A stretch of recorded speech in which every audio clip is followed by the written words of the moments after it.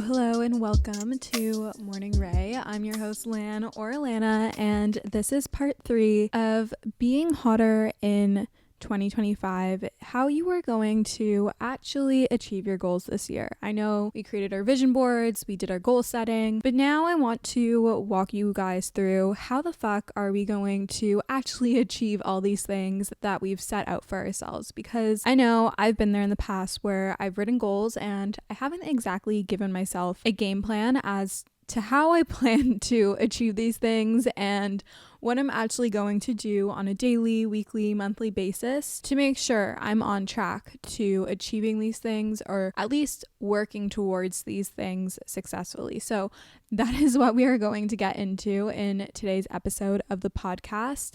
If you are new here, if you haven't listened to part 1 and part 2, I definitely recommend you go back and listen to part 1, then part 2 before listening into this episode. I'll have them linked in the show notes or the description if you're watching on YouTube, as always. But happy 2025, you guys. I can't believe it's the new year. I also feel like it's January 5th, and January I feel like either goes by really, really fast or really, really slow, and it kind of feels like both at the same time. Like I feel like time is flying by and I'm already booking things into like mid to late Jan, and then I look at the calendar and it's only the 5th when I'm recording this. So I think things have been going. It's been a good year so far. I mean, we're 5 days in, but I'm feeling pretty good about it. Last year, I said that 2023 was a foundational year of growth. It was the foundation setting. It was setting myself up for what 2024 was going to be. And I said that 2024 was going to be this year of power and drive. And I would say I was pretty accurate on that. Like, it definitely was a year of power and drive. And 2023 really did set me up for that year of growth. And last year was just an insanely impactful year for me. But that doesn't necessarily mean that everything was good. I feel like I experienced a lot of crazy good things and I accomplished a lot, but it was also a really challenging year. And I guess that makes sense because the challenges brought rewards, but it was a really hard year and I went through a lot of things that I'm still kind of working through in this year. But I'm really proud of myself for getting through that. And I know in talking to a few of my friends and a few different people that they were feeling very similarly, that it was probably one of the most challenging yet rewarding years they've ever had. And I think that's the beauty. Like, where there's lightness, there's also darkness. One can't exist without the other. Like, we can experience and be grateful and truly appreciate all the good things in life without the hardships and without the more negative things and the things that aren't so shiny and bright and joyful. We do need to have both. It is a double-edged sword. So if you are feeling similarly to how I'm feeling, that 2024 was this really challenging year, and maybe there wasn't that much greatness when you look back on that, but you got through those challenging things. That is something you should be so proud of yourself for, so proud of continuing to push forward now, no matter how hard it was. It's only going to make you stronger. It's only going to make you a stronger, more strong-willed person. And I truly believe that we're not given anything that we aren't going to be able to handle. And even if it feels like you're breaking at the seams, you will get through it and you can get through it. And you have the toolkit, whether it exists or it's being formed as you go through these challenges. Like, you have the ability to pick yourself up and carry yourself through. And it's truly such a beautiful gift of life, because what would life be if we had no struggles? We're getting really deep really fast here, but I don't know. I think 2025 is going to be this really awesome year, and especially if you were like me and some of my friends who found 2024 to be this like really challenging year that continuously just like pushed your limitations and your strength and your mental capacity, then like I really do think that like we're coming out on this other side sharing and showing so much gratitude and so much resilience. I do think 2025 is going to be our year, whatever that means and looks like for you. But before we get into this whole episode of how you're actually going to achieve your goals, let's just tap into my current faves, a little lighthearted moment before we get really serious over here. But my current faves, if you've been following me on socials at Alana Bloomberg, I've been posting at Solace a lot. That's where I did my Pilates certification. I'm also going to be teaching 2 classes in January. If you live in Toronto, I'll be teaching on January 13th. Is it the 13th? No, January 20th and 27th, I believe it is. Give me one second. January 20th and 27th at 7:15 a.m. at the Health Cafe. I'll have it linked in the show notes. Use code Alana. I think you get 15% off your class.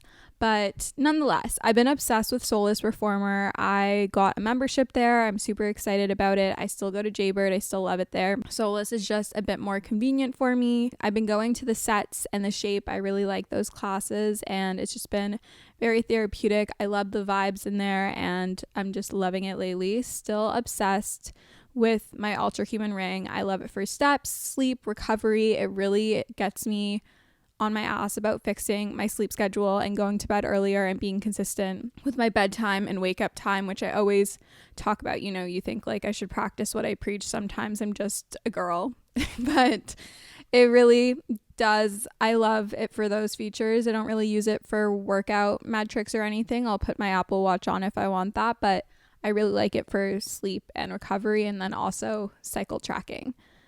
Obsessed lately with the Three-Way podcast. Peyton Sardin and her 2 friends, Iman and Kristen, are on it, and they're so funny, and I feel like I'm just like listening to my girlfriends chat. I've been putting it on a lot when I'm in my apartment. Loving going for like dinner and drinks or a bite with friends to catch up. Gives me something to dress up for. Kind of over like the rally, like hosting a pre, taking shots, going out kind of vibe, and way rather just like go somewhere, enjoy a nice meal, be in a cool environment, get to go to a cool restaurant. Toronto has a lot of really fun new restaurants, and I'm such a foodie, so it's been fun to do that. And lately I haven't been watching much television. I've been watching a lot of YouTube, and I've been watching a lot of like early 2000s rom-coms. It's truly the only thing getting me through this like post breakup situationship vibe. It's the only thing making me believe in love, and I don't know, I just love a good rom-com. It's a good vibe, it's good energy, and we love her, we love them. Specifically How to Lose a Guy in 10 Days. But let's get into it. I did these 6 questions in the episode last year by Mel Robbins, and I love them so much, and I actually do need to take time to pull out my journal. So grab your journal and get ready to write down these 6 questions by Mel Robbins. It's a really good moment to just reflect on last year and what you want to take or leave going into this year. I know we touched on it a bit in the past 2 episodes, but this is a slightly different exercise. So make sure you have either the notes app open or your notebook and have your pen handy. I want you to think about these 6 questions. Maybe pause the podcast after I say each one and take some time to answer them. Number 1, what were the highlights of the past year? Number 2, what were the hardest aspects of the past year? 3, what did you learn about yourself over the past year? And then these ones are like the really key breakers, and this is kind of what we're going to dive deeper into in this episode. What do you want to stop doing this year? What do you want to continue doing this year? And lastly, what do you want to start doing this year? Then, based off of these, I want you to think about what is the theme of your 2025. Based on the answers to those questions, pick a word, a mantra. We'll go into mantras a bit later. A theme, like anything that you want to represent this year. I've been jokingly saying I hate saying this word. It's such a bad swear word. So if you have children in the car, definitely don't, maybe skip forward a little bit. But I had one of you girls DM me saying how my red hair is so cunty. I don't use this word often, But I don't know. I felt like that was just like the vibe of this year. Obviously, that's not like my main theme of the year, but I'm just like, I just want to like act with like a I don't give a fuck mentality. Like, I'm doing things for me. This is my life. I'm grabbing it by the reins and taking complete control of it. I'm not letting people walk all over me. I'm not letting people's judgments of me get to me. I'm not being a people pleaser. I'm being that bitch. And not bitch in like a rude way, but just like, I don't give a fuck if you don't vibe with me. Like, I don't need to please everyone. I don't need everyone to like me. As long as the people that are important to me like me and I respect you, you respect me, sort of thing. Lead with class, which I guess is the complete opposite of the word cunty, but it's like the vibe, it's the energy. I don't know. If you're with me on that, feel free to DM me. We can discuss it more. We can have a in-depth conversation about the theme, the year of the cunty. I mean, it's also like in Chinese New Year, I believe it's the year of the snake. So it kind of is fitting with that. But I'm not really one to curse like that, but really that's my word of the year, cunty. Okay. So once you have answered such a self-help podcast, you guys, for the girls, for the Pilates princesses, we're being cunty this year. Okay. So we've answered our 6 questions by Mel Robbins, and we've set our theme of the year, our mantra, our word. Now it's important to find where you actually are at. In order to get to where we want to go, you need to kind of figure out what is our starting point? Where are we actually? And I want you to be really honest and realistic with yourself and look at yourself from the outside in. Be for real with yourself. Like, don't lie to yourself here. Like, if you have a fitness goal, if you have a career goal, whatever it is, be so raw, so vulnerable, so real. The issue is a lot of people set goals and they have no idea where their starting point is. They have no idea, no plan on how they're going to actually achieve these things. And I don't want that to be you. And that's not going to be you. I'm here to help you actually achieve your goals and feel confident in doing that and successfully achieve whatever the hell it is that you want to achieve. Whoever you want to be by the end of this year, we're going to make that happen. You need to acknowledge where you're at in order to get to where you want to go. And then we're going to work backwards and break it down. So for example, I used this example last year because I feel like it's the easiest one to kind of just explain. Say you want to pay off of your student loans, maybe it's credit card debt by the end of 2025. You have $20,000 that you have to pay and you want to do bi-weekly payments.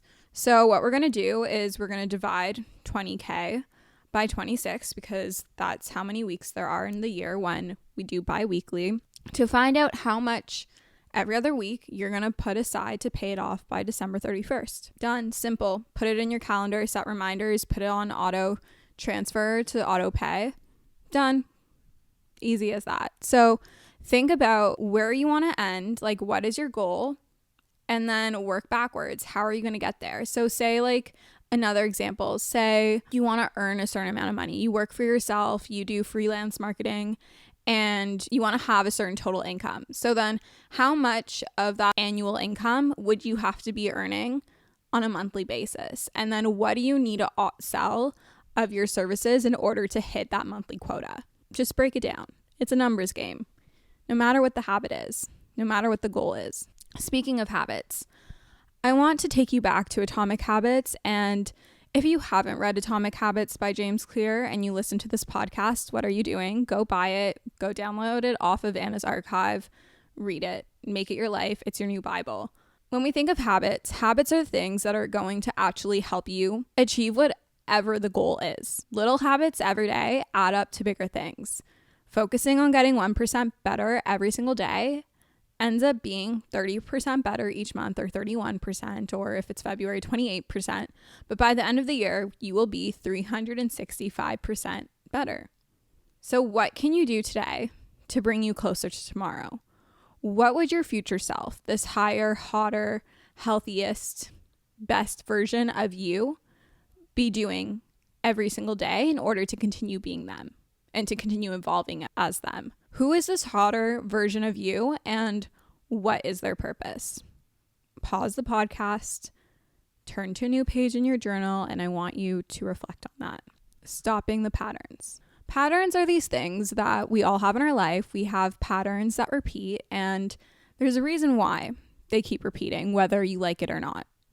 They are trying to teach you a lesson. The first step is becoming aware of these patterns, these repeating patterns in your life that are trying to teach you lessons. Ask yourself, why do similar outcomes keep happening in different situations?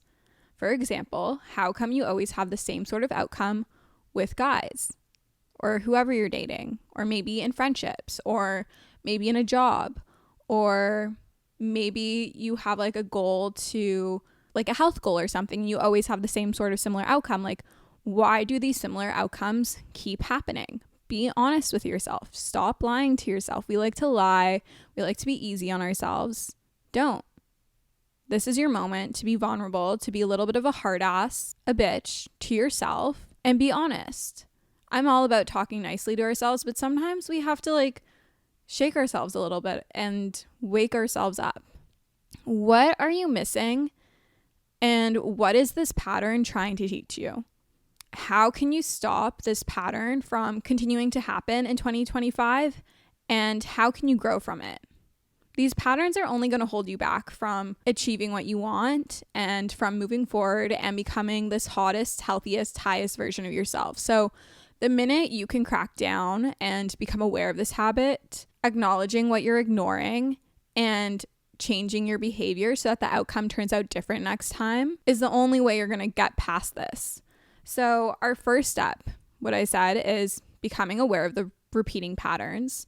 The second step is acknowledging what you ignored or did for this outcome to keep happening. Are you continuing to stay in relationships with guys or situationships, or trying to pursue a relationship with this person who has clearly told you and shown you in his words and actions that he's not interested in you? Are you staying trying to think like and thinking like, oh, what if? No, he's shown you that he's not interested, that he doesn't give a fuck about you. So why are you still there? Why are you letting him walk all over you? Why are you letting this friend cross boundaries and disrespect you?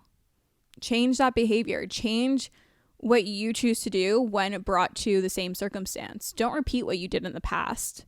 There's a reason why different iterations of this keep happening in your life. The third step is to determine how you're going to make that change.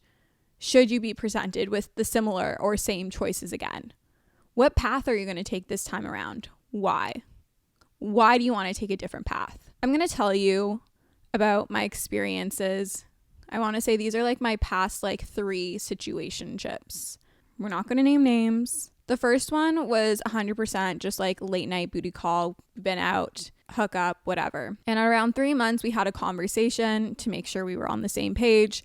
And here he clearly told me, I'm not looking for a relationship. And I knew I wanted a relationship at that point, and I thought I liked him. Looking back, I don't really think we were that compatible, but in the moment, I liked him, and I wanted something more with him, and I wanted to experience that with him. But he had clearly told me, I'm not looking for a relationship. I don't want a relationship right now. And I acted like I was totally okay with that and continued to see him. And eventually, it didn't feel good anymore. And eventually it brought me to a breaking point and I had to leave that situation. I told myself I was never going to stay when someone told me they didn't want something more ever again. Come a few months, maybe a year later, I start going out with this other person and I'm getting to the point where like we've been seeing each other a little bit. This time we're going on dates and I'm kind of at the point where I want to see this progressing. So we have the chat and he tells me I don't see it progressing. And so at that moment, I decided I'm not letting the same thing happen again. I need to walk away. So I communicate that, we end. But then, and I set that boundary by communicating, I've done this before where I've let someone like continue to see me when I wanted more and they didn't and it hurt me. So I'm not going to do it. But then I still saw this person. We would run into each other while we were out and end up leaving together. And it took a few times and eventually I stopped letting him cross that boundary. I set the boundary even harder and since no more. And then there's a new guy who I was seeing and things were really good. But the minute it started to not feel good, and the minute it warranted me walking away and no longer was matching with what I wanted or how I wanted to feel or be treated, I said, I don't want this. I don't like this. I know I deserve better and I want better. And I walked away and I finally learned the lesson. So you're going to keep getting patterns. And I had a lot of guys, like the first guy. I've had a lot of things like that in my life. And eventually you get tired of it and you hit your own breaking point and you want to change it. Or I could have chose to ignore that. I could have continued to act out in the ways that I was acting before, making the same decisions, and it would have kept hurting me, and I would have kept not getting closer to what I actually wanted. Needless to say, if there is a pattern in your life that keeps reoccurring and you don't like it, you don't like the outcomes of it, and you're asking yourself why, be a little harsh on yourself. Why do I keep making this decision? And what decision can I make instead to change the outcome and bring me closer to what the hottest, healthiest, highest version of myself would be making in a situation like this? How would they be communicating their boundaries? What standards are they setting for themselves? What standards are they looking for and how they are treated by others, whether it's a friendship, romantic relationship, work relationship, and do it. Determining your why. I always say this. I say this a lot, but I think it's really important to have a why. I think setting goals is great, but those can just be surface level things and mean nothing if you don't have a deeper reasoning as to why you want to do it. And a lot of you ask me, like, Alana, like, how do you stay so motivated all the time? Like, how do you always get up early and work out and do the things you know you need to do? And one, I romanticize the shit out of everything. So even if I don't want to go to my 6 a.m., well, I never do a 6 a.m., but at least anymore, like my 7 a.m. Pilates class or posting every day, whatever it is, I just romanticize it. I make it my life a rom-com essentially.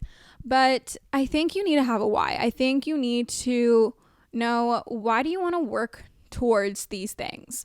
What is going to drive you when things get tough? Because that motivation is going to come and go. It's not a dependent thing. It's not something you can rely on. It's that toxic situationship, essentially, motivation. It's hot and cold. So you need something that's deeper than something that's surface level. It needs to be something that pulls on your heartstrings. What do you want to feel? Why do you want to feel it? What is the intention behind your movements, your habits, your decisions, the things you're doing, the end goal, the aspiration? Why do you want to become this hotter, highest, healthiest version of you? Who are you doing this for? Are you doing it for your younger self? Are you doing it for your current self? Are you doing it for all of the above? Why? Ask yourself why. Again, pause the podcast, open up your journal, and reflect. Setting yourself up for success. In order to achieve the goals you are setting out to achieve in 2025, you need to create an environment that allows for growth to happen. It may be winter, but maybe we need to spring clean our lives a little bit. Maybe we need to remove the places, people, things, habits, mindsets, etc. that are limiting your potential and are no longer serving you. Organize your space. You guys know, I think clear space equals a clear mind. Your home is a reflection of what's going on up here in your head. Remember that. Set aside 5 minutes in the morning, 5 minutes at night to just put away everything. You take something out, you immediately put it away when you're done using it. You cook in the kitchen, you clean and wipe down the kitchen afterwards, you wash all your pans and dishes, whatever else you used. Surround yourself with like-minded individuals or people you aspire to be like. Think of these people as mentors. Be with people who push you and reality check you, can give you the hard truth when you need it, but not in a way that is manipulating you, trying to push you down or talk down to you or break away at your self-esteem and self-confidence. There is a difference. Think about being around people who can lift you up when you are lacking motivation, self-discipline, and drive. This can be people who you feel are on your playing field, who are a bit above you. I think a combination of the two is important because then you can have someone that you're working through things with, and then someone that can kind of give you wisdom and guidance of where you want to go because they've already gotten there. You do not want to be around people who are only happy and want to be there for you when you are struggling. You want friends who will actually support you when you are doing well, can show up for you in those moments, can get really excited about these things with you, and won't be like seeing these things as a threat. They're not threatened by your success because they truly believe themselves that your success does not take away from their own. With that said, I also think the content, whether it be podcasts, social media creators, influential people, books, etc., impacts you. The same way the top 5 people you surround yourself with impact who you are as a person, same with the top 5 people or brands whose content you're consuming impacts you. Consume content that aligns with who you want to become and aligns with this hotter, healthiest, highest version of you, of yourself. I personally love the Mel Robbins podcast, The Skinny Confidential. They're actually doing a collab that's coming out this week, and I'm so excited for it. Note to Self by Payton Sartain, What We Said with JC Marie and Chelsea Jade, 3-Way. It's a mix of self-help, improvement, educational, but also entertainment podcasts. Books I love. I cannot shut up about these books. I've told you about these books a million and one times. Atomic Habits, Attached, Untamed, The Mountain Is You, When You're Ready, This Is How You Heal, and The Pivot Year. When in doubt, look at anything by Brianna Weiss, and I highly recommend that you follow her and Mel Robbins. What resources do you need to keep up with these habits? An accountability partner is great. However, I am now very much a person who moves in silence. Stop telling your friends, family, peers, your support system, everything you are planning on doing. Instead, keep it to yourself, work in silence, move in silence. They can find out later. I feel like there is something, and I believe there's like a whole psychology thing behind this, but when we tell people our plans, that makes us feel like we've already accomplished it by just telling them. And I feel like then they never actually happen.